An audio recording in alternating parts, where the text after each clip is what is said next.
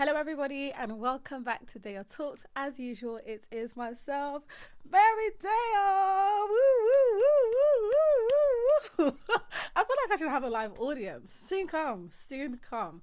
Anyway, hello, everyone. Hope everybody is feeling well. Welcome back to Deyotalks, as I've already said. And for my new listeners, welcome. Welcome. It's nice to have you here. Welcome to Deyotalks. This is a space where we share. This is a space where we're vulnerable. This is a space where we share stories, and I hope that someone feels seen, someone feels heard, and someone feels inspired, really. So yeah, welcome on this journey. Hope you stay and you stick around, and yeah, we're gonna have a great time. Let's get into today's episode. So today I don't know why I'm laughing. Today I want to talk about singleness. Today I want to talk about marriage. I want to talk about singleness. I think most importantly, being single. That's what I want to talk about. And the reason why I want to talk about it, because this is the space that I'm currently in my life right now. I said to my dad, actually, I was like, oh, this is what I'm thinking of, like, speaking about. But I was like, even an iron about it. And I was like, I kind of want to just share, like, where I'm at in my, I guess, like, single journey, what that feels like. And I just had, like, how I feel about it. And he said to me, oh, why do you want to go and share all your business? Why do you want to tell everybody all your business? And I'm just thinking, sir, do you listen to my pod? That is what I do. That is what I do. I share my business. Well, I don't share my business just because I like sharing my business, because I don't. But I share it because, again, I think, like I said earlier, it's so that there are other people in this situation. Like, there are quite a few of my friends that are in the same position as me. I'm not the only person, and this is real life, isn't it? These are the things that we actually go through. This is currently happening in my life right now. So I'm not sharing it because, I like sharing my life stories and I like sharing, the things that are probably not going right in my life. But I'm sharing it because, again, it's relevant. And I hope that my friends or other people that are in the same position as me feel connected to this, and they feel seen. Yeah, feel seen, still feel heard. I know it's such a cliche thing to say, but that's genuinely why I'm sharing. Yeah, that's literally why I'm sharing. So all right, let's get into it. I have my phone with me as always because I wrote down some notes just to make sure that I hit certain points. There's some things that I think will be important to say and I might forget, so I've written down, like, my notes. I've written down points on my notes so that I can share them and make sure that I touch them. So I've already explained the reason why I want to talk about singleness and the reason why I want to talk about, like, marriage. I mean, not really marriage per se, because I'm not married yet, so I'm not really qualified-ish to speak on marriage, but I'll talk about, I guess, my expectations and, like, how I view marriage now compared to how I viewed marriage when I was a little bit younger. I need to be careful about my English. Sometimes I listen back to my episodes and I'm just like, what were you saying? Like, what were you saying? Like, sis, please. Anyway, right. So the first thing that I wrote down on my phone, or the first thing I wrote down on my notes, was that being single at this age is something that I've really been thinking about. And as I wrote it down, I did think to myself, like, why am I saying being single at this age? Like, it makes it seem as if it's this, like, bad thing, like, being single at this age. And it's not. It genuinely isn't. Like, when I say at this age, I'm 32, which I've said, like, many times on my pod. I'm currently 32.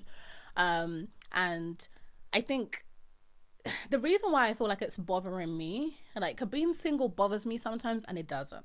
But I feel like for the times that it bothers me, the reason why I feel like it bothers me is because, again, it's not a bad thing to be single at 32. Some people don't mind it. There are many people that have gotten married at 36, at 34, and gotten married a bit later, even in their 40s and 50s. Like, everybody's preference is different. But I think for me, it bothers me because I have this desire. It's similar to what I was saying in my last episode. So the episode where the get to know me episode, I was saying that this pod, for me, it feels like me coming back and doing this pod over and over again. It's like a how do I explain it? I explained it as, like, someone, like, tapping me, like a nag, someone just nagging me, like, you haven't done this, you haven't done this, you haven't done this. And I think that's what marriage feels like for me. Not that, oh, you haven't done it, but I think I feel this, I desire to be married. I think, yeah, that's probably the best way to put it. I desire to be married. And this is actually why I wanted to talk about this, because the other day, and I said to my friend yesterday, just randomly, I was thinking, like, am I desperate to be married? Yeah.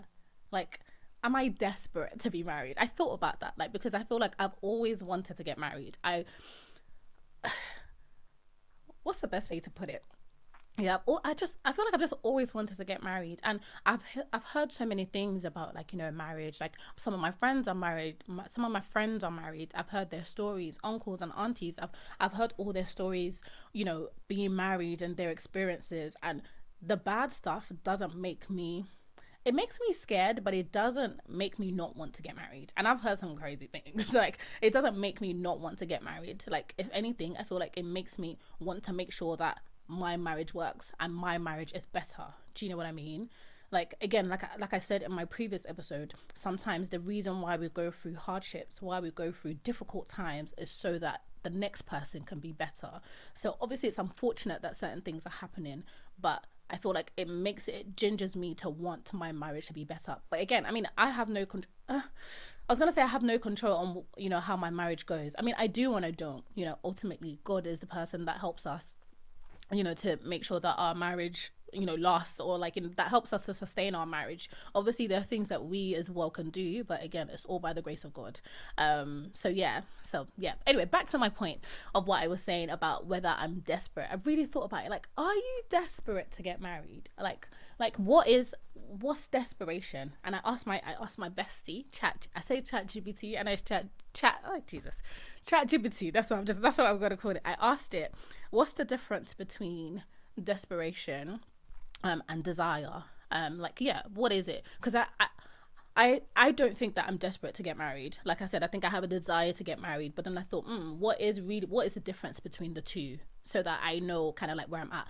Again, I had this discussion with my friend. Sorry, I feel like my thoughts are all over the place. I'm trying to say like so many things at once. I had this discussion with my friend yesterday, and I was saying that, I don't know whether, like, I'm feeling like, I'm feeling like I'm desperate, but I'm questioning myself, like, am I desperate? Do you know what I mean? Or do I just desire to get married? She said for her, she feels like it's the mindset behind it. The mindset behind it is what makes it desperation, or what makes it desire. Do you know what I mean? So I'll read the definition first of desire and desperation. So I have it down on my phone. So it says, desperation, a state of hopelessness or urgency in which a person feels they have no other options and may act impulsively or irrationally to achieve relief or escape a difficult situation. So I'm going to read that again. I'll read that slowly. Desperation, a state of hopelessness or urgency in which a person feels they have no other option or may act impulsively or irrationally to achieve relief or escape a difficult situation. So that's desperation.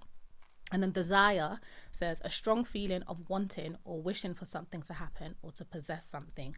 And that's where I sit. And I'm not just saying that because I'm on here. Like, I feel like if I was desperate, I would say that I'm desperate because, again, that's the whole point, number one, of this pod. And also number two, it allows me to kind of check myself. So my friend said that yesterday. She was like, it's actually not a bad thing that you're thinking like, are you desperate? Because it allows you to check yourself, like, hey, are you desperate? And if you are, let's get to the root of it and sort that out, because you don't want to be desperate to get married. Like, if you're desperate to get married, again, I haven't been married before, but if you're desperate to get married, then you will go for anyone and you will go for anything. And I don't want to do that.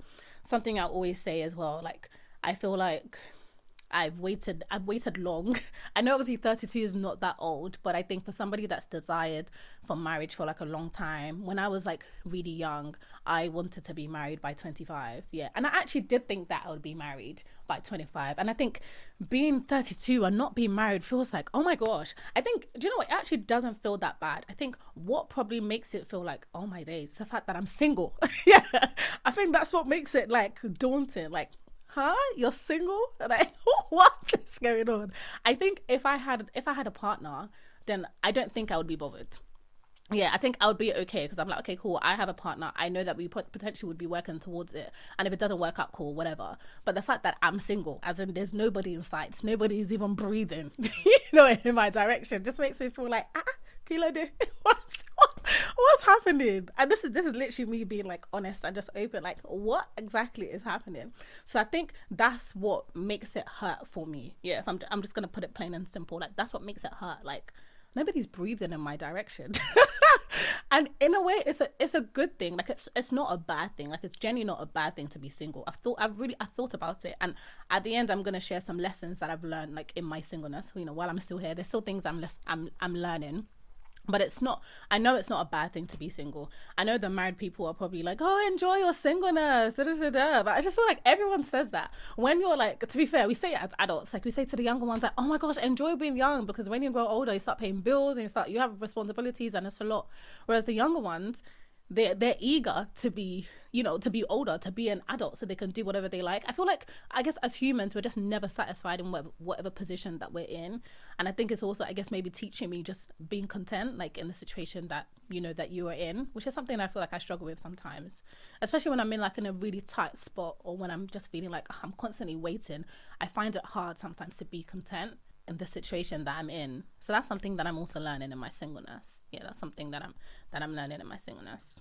Anyway, I take it back to like what I was saying about desire and desperation. I think I sit with desire. However, I do feel like there's a fine line, or there's a thin line between desire and desperation. I feel like if you're not careful, you could potentially fall into desperation, which is what I think could happen for a lot of us that are in our 30s. I said this to my friend yesterday, that because I've had to wait this long, I think I was trying to make that point earlier, because I've had to wait this long, and I know 32 is not that long, but for me it feels long because I wanted to be married by 25, remember? So let's keep that in mind. I wanted to be married by 25. So the fact that I'm 32 now, I wanted to have had my kids, so like I wanted to be done having kids by 30. But the fact that I'm 32, not married, don't have children, yes, yeah, cool. Do you know what? It's not that bad, but obviously sometimes it hurts. So for me, it feels like, oh, I've had to wait so long, and I feel like because I've had to wait this long, I can't afford to marry the wrong person. Like, I can't afford to get it wrong. I can't afford to be desperate and just go for anybody. Yeah, that's the way I see it, and that's what I stand by. Like, you've waited this long. My mom always says this. She says this like prayer, it's in Yoruba. She says, I don't want to say it because I don't want to butcher it. But it's, I think in English it means that the person that takes long, if you take. I think it says something like, the person that takes long to eat won't eat spoilt foods.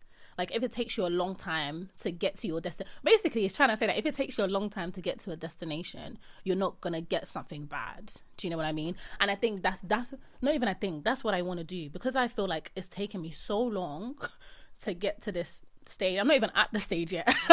Because it's taken me this long, I can't afford to get it wrong, obviously. And that's not my power. Obviously, by God's grace, I won't get it wrong. So I don't want to say that, oh, I have control on like whether I get it wrong or get it right. By God's grace, I won't. But again, there are things that obviously you yourself can look out for. Like, what's this person like? Are they a nice person? How they're like with their family? Do you know what I mean? How do they speak to you? How do they treat you? Do they have like the traits that you kind of like, would want in a partner? Obviously, those are things that you can kind of, look out for. But there are other things that are just out of your control, and it generally just takes the grace of God. But I say all that to say, like, I'm just at a stage where I'm like, no, I can't afford to get it wrong. So that's why I feel like I don't sit in the desperation corner. Yeah, I don't feel like I sit in the desperation corner. But I say all that to say that there's a thin line between both of them. And I think if you're not careful, you can easily fall into the desperation side, because you might be feeling like, I've waited so long that, this person comes, so I might as well just go for it because, I've waited this long. Do you know what I mean?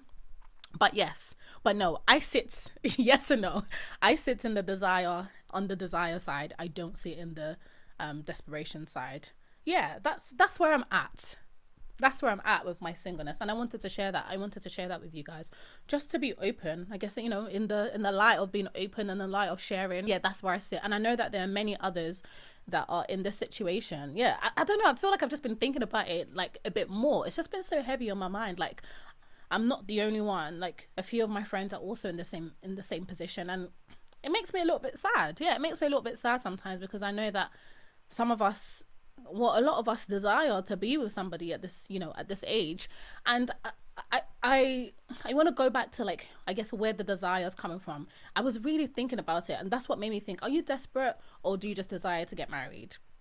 And I haven't had, like, I've shared my story like a few times. I didn't grow up with like my mom and I grew up with my mom. I didn't grow up with both parents. I grew up with my mom, and we also moved around a lot. Like, we really struggled, like, we struggled in life, so we moved around a lot. So I lived with like different families, so I've gotten to experience different families, which I'm grateful for.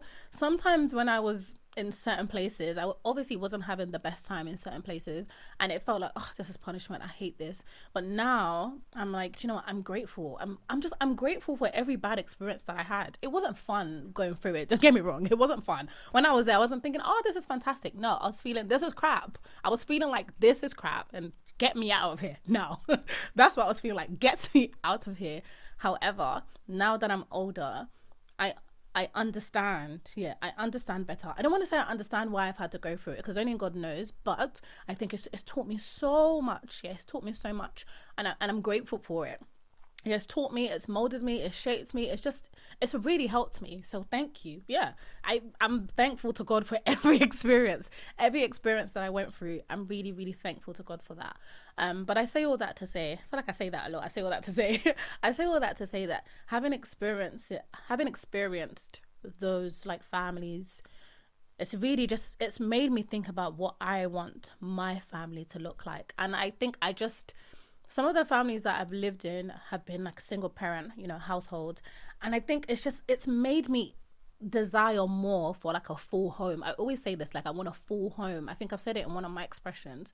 Which one was it? I think it might have been Phoenix. Yeah, I think I shared it in Phoenix, where I'm like, I desire to have a full home. It's just, I don't know why, it's so important to me. Like, I want the idea of having two parents and bringing up children. I love that idea. And that's how God destined it to be. That's how God created it to be. And that's what I want. That is what I want. That's what I want. That's the desire. that's literally the desire. Like, I want to have a full family. I want to be able to pour into children. I also think about myself and my mum. Think about how my mum's raised me. I've thought about, just the things that, she did, and she didn't do anything bad, to be fair, but how she like punished us when we did something wrong, or just how she brought us up. And obviously there's things that I will take and there's things that I won't take. And I think I'm excited to take the things that I will take to my children. Like, I'm excited to pour that into my children. I'm excited to then pour new things into them. Yeah, I think, and I'm also excited to be a mother. Yeah, I'm excited to be a mother. I'm excited to have someone to care for, someone to look after, someone to pour into, someone to teach, someone to support, and somebody that's my person. Yeah. That's my person. My husband and my children don't have a choice. You are my people. Obviously, I know my kids are going to leave one day and go and get married and do their own thing, which is good. Congratulations to you guys. All the best. But I think I just like that. I want the idea of, oh, these are my people. Do you know what I mean? And I have my people now. I have my friends. I have my mom. I have my dad. I have my brother. I have my family, which are my people. But I think it's different. Yeah. I mean, I haven't had any kids yet, but I know like mothers always say like there's like a different love, for their children. And I get it. Like, my mom loves me and my brother like in a I don't know, in a crazy way. Like, sometimes I'm just like, she like, she's so passionate about her children, even at this age. Like, I'm 32, my brother's 33. Like, you'd think that, I don't know, maybe she would, I don't know, maybe just like loosen up a little bit. But no, we're like her little babies. Do you know what I mean? Like, we're still, in her eyes, we're still her, little children. And I get it, but I don't get it, obviously, because I've never experienced it, but I get it.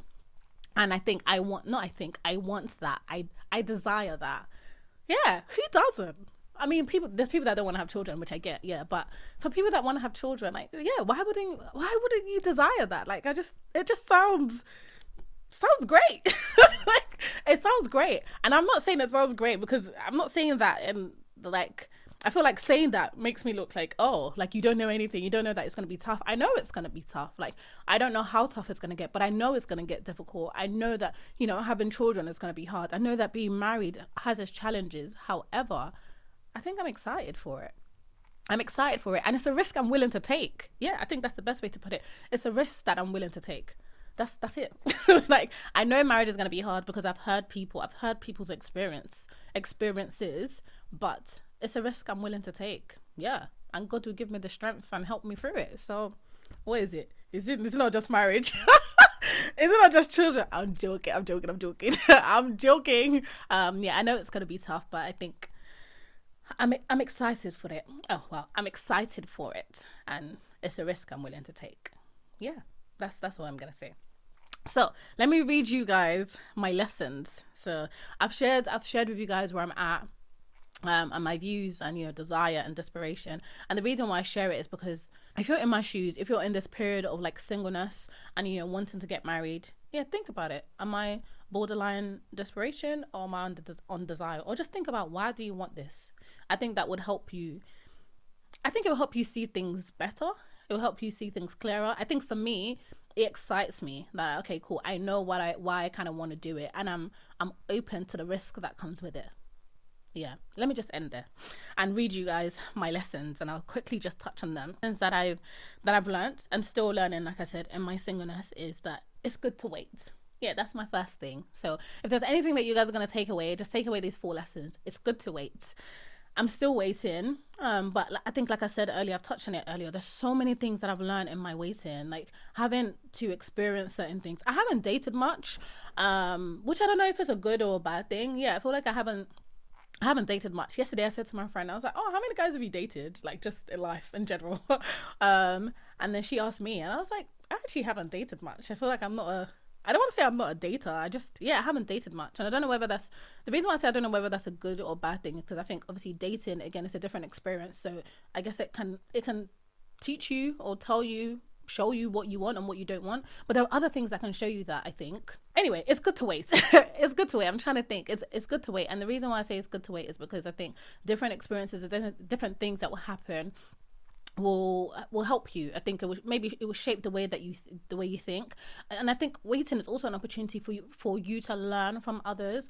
I see so many videos on TikTok, I see so many videos on Instagram, I see so many posts about like, marriage. So like married people sharing their experiences of like being married, divorced people sharing their experiences. And I think hearing those things, obviously you can't take on everything, because again, their marriage isn't going to be like your marriage. Every marriage is going to be different. They can't teach you how to act in a marriage. However, I think there are tools and things that you can kind of like take from them that I think will be helpful. Something that I think I wrote down. I always say I didn't think.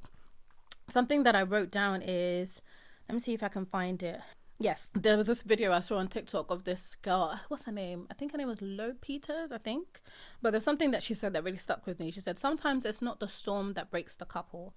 It's the lack of strategy during the storm that makes things uneasy and creates tension and resentment. Love can start, but you need endurance to make sure it's long lasting and things stick. And I think that it spoke to me. It stuck to me. It stuck to me and it spoke to me. And I thought, oh, do you know what? It was insightful, I think, to hear her speak. I don't know how long she's been married for, but it was insightful to just watch the video and just hear what she had to say. And it just made me think, like, do you know what? This is something that I can pick up. This is something that I can.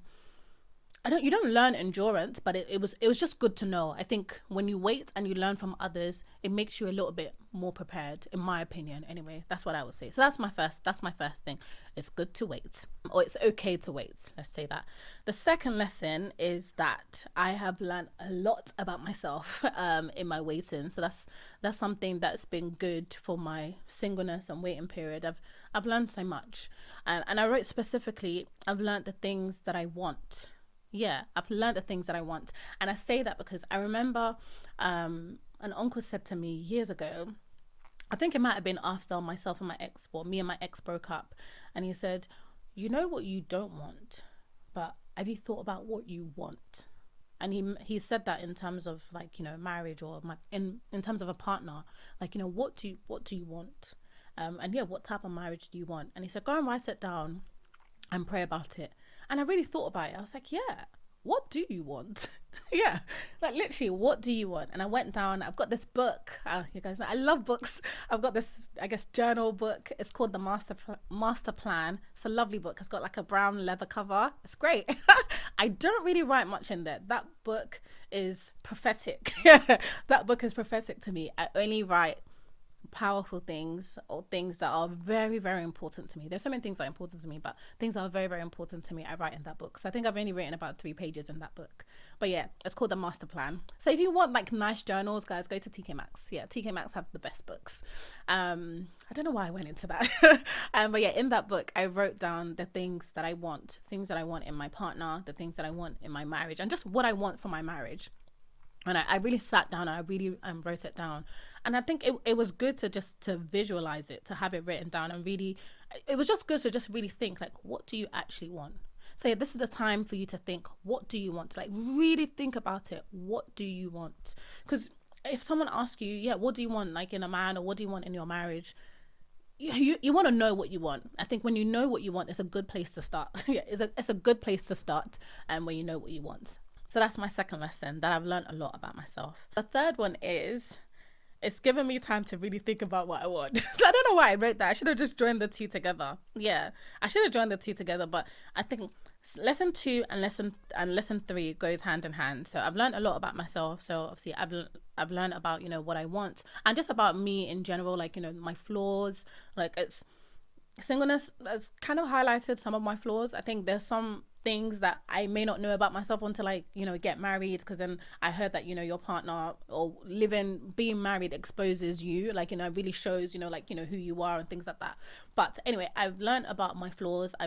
I see things in myself. It's given me time to really reflect on, you know, what are you like, and what are you looking for, like, in your partner. So when I talked about, like, knowing what you want, it's like, what type of man do you want?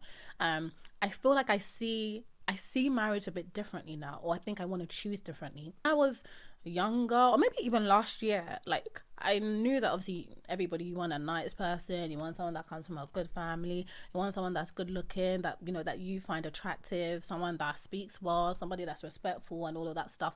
I think I maybe just really kind of thought about, like, the basics. But hearing people's experiences, seeing, like, videos online, reading posts, really made me think differently. Like, what type of person do I want? And also, I think the point I'm trying to get at is, what type of person do I see myself with? Like, what characteristics am I looking for specifically, in terms of, I hear people say, you know, get somebody that you can kind of build with. And I think that stuck with me, because in my head, I think a lot of people, when they're looking to get married, let me not say a lot of people, I think some people, when they're looking to get married, you kind of want a finished package. And I'm not a finished package. Like, and I don't know whether I was looking for that in a man. Maybe I was looking for somebody that was finished. I don't think so. I don't think so, because sometimes I don't like to look for things that I don't have myself. Like, if I don't have certain things, then sometimes I don't expect it, you know, from people. It's just made me really think about that. Like, I want somebody that I can see and say, oh, we can number one, we can build something together, and you're not finished, we can do this together. Yeah. And I see that in myself too. Like, I don't just expect that from him. Like, I would expect him to also think of me as, she's somebody that's not finished, that's not a finished package, but we can work together. Somebody that I can work with. Yeah. So when I say someone that I can build with, it's not, yes, obviously build something great and whatever with, but someone that we can build each other together. I don't sit and expect him to have things that I don't have myself. So not somebody that's finished, but someone that we can build together. We can build each other together. And that's not my aim. I'm not going there to, like, oh yeah, you know, let me build you and you build me. But someone that I feel like we can do this together. I'm also looking for how they handle conflicts. Yeah, I think that's something that's really been on my mind. Like, how do you handle conflicts? Like, that's something that's important. And you may not see that, you may not get the opportunity to see that before you get married, but you should be able to see some characteristics that might make you think, okay, I think you would handle this like this if this happened. You know what I mean? So yeah, so it's given me time to think about, you know, what I want and what I should be looking for. Yeah, what I should be looking for. But then again, it's a tricky one, because like I said earlier, you may not see everything, you know, when you're dating or like whatever, but by the grace of God, we'll marry right. Amen. My last one is, and this ties in with the first point I made, I struggled to kind of to piece this together. But the last one is that being single has also made me realize that maybe I wasn't as ready as I thought. And it's an interesting one, because I don't think you can ever be ready for marriage. Like, yeah, people always say that you can't ever be ready. It's a new experience. Oh, there's a song that's just come to mind. I think it's called Matrimony by, I think, Wale and Usher, and I don't know who the other person is, but there's something that they say in the beginning. I think it says something about marriage is like a roller coaster that keeps going and going and going and going. Yeah, I love that song. Beautiful song.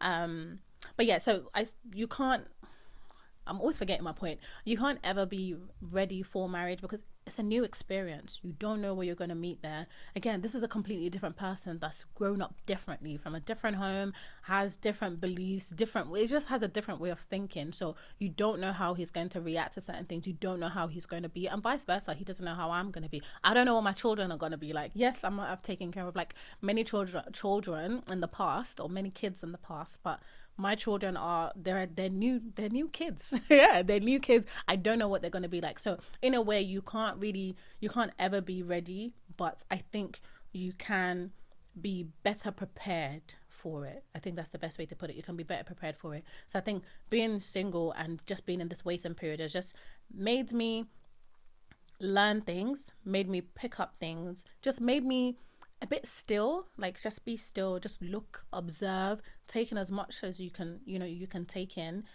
and you can be better prepared. I think I don't know if that makes sense. There's so many things I want to say, but I can't get it out, and I struggle to even write it down. But yeah, I think it's made me realize that, actually maybe I wasn't as ready as I thought that I was. Yeah. Does that make sense? I think that makes sense. So let me read my 4 points. Or maybe should I even say my 3 points? Number 1, it's good to wait. Number 2, a lesson that you learn, or that I've learned in this, single period like this, you learn a lot about yourself. Number 3 is it gives you time to really think about what you want. And then the last one is you can never be ready, but you can learn while you wait to make you a bit more ready. Yeah. Those are all my points, and that's my discussion. that's my points. That was my thoughts on just being single and marriage and all of that. Yeah, I hope you guys have enjoyed it. I'd love to know what you guys think, because I know I say this all the time, but for my single people, let me know how you're feeling. Do you resonate? Do you relate with the things that I've said? Yeah, how are you feeling? Let me know. And for the married people as well, yeah, let us know. How is it? I don't want to say how is it like being married, but yeah, let us know if you felt the same when you were waiting, or just guys, just talk to me. Yeah, just talk to me. That's what I want. Just come on, just talk to me. But yes, thank you all very, very much for listening. Hope you have enjoyed the episode. As usual, like, comment, share, subscribe. Let's get our subscribers up. Let's get everything up, guys. Share with everybody. Let me know your thoughts. And again, like I said, if there are any topics that you guys want me to touch on, please feel free to let me know. I'll be happy to, speak about it. I think it might be good to talk about singleness from a Christian perspective. I thought about it on my way here. Like, it might be good to actually talk about that from a Christian's perspective. Jesus is Lord. Anyway, thank you guys so much for listening, and thank you for all the support that you have shown me thus far. Long may it continue in Jesus' name, and I'll catch you guys in the next episode. Bye.